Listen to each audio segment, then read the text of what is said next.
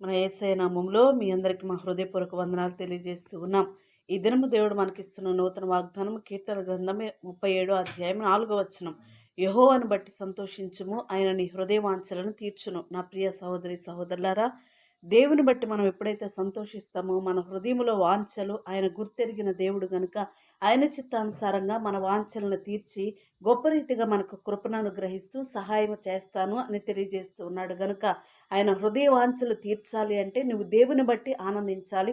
నువ్వు దేవుని బట్టి సంతోషించినప్పుడు మాత్రమే ఆయన సన్నిధిలో నీకు క్షేమము, సమాధానము, నెమ్మది అన్నీ కూడా ఆయన సన్నిధిలో ఉన్నాయి గనుక ఆయన్ని బట్టి నువ్వు సంతోషించు. గొప్ప రీతిగా దావీదు మహారాజు ఆశీర్వదించబడినట్లు, సొలొమోను ఆశీర్వదించబడినట్లు, యెషయా గారు ఆశీర్వదించబడినట్లు నీవు నేను కూడా దేవుని చిత్తములో ఆయన బట్టి సంతోషించినప్పుడు మాత్రమే ఆశీర్వాదం నొందుతాం. అట్టి కృప దేవుడు మీకును మీ కుటుంబాలకును అనుగ్రహించును గాక.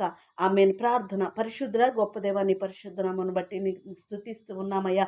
మీరు ఇస్తున్న ఇంత మంచి వాగ్దానాన్ని బట్టి నీకు వందనాలు. నిజమే, నిన్ను బట్టి మేము సంతోషించే వారిమిగా ఉన్నప్పుడు మాత్రమే మా హృదయ వాంఛలు ఏమై ఉన్నాయో సమస్తము నీ చిత్తములో నెరవేరుస్తారు గనుక అట్టి కృపను మా ప్రియులకు, మా బిడ్డలకు అందరికీ మీరు అనుగ్రహించండి, సహాయము చేయండి అయ్యా. ఒకవేళ బిడ్డలు లేకుండా, ఉద్యోగాలు లేకుండా, ఆర్థిక పరిస్థితులు, సమస్యలు కొట్టుమిట్టాడుతున్న ప్రతి బిడ్డకును కూడా నాయన విడుదల అనుగ్రహించి గొప్ప కృపను దయచేయమని నజరేయుడైన యేసు నామములో అడిగి వేడుకొని పొందుకొని ఉన్నాము తండ్రి.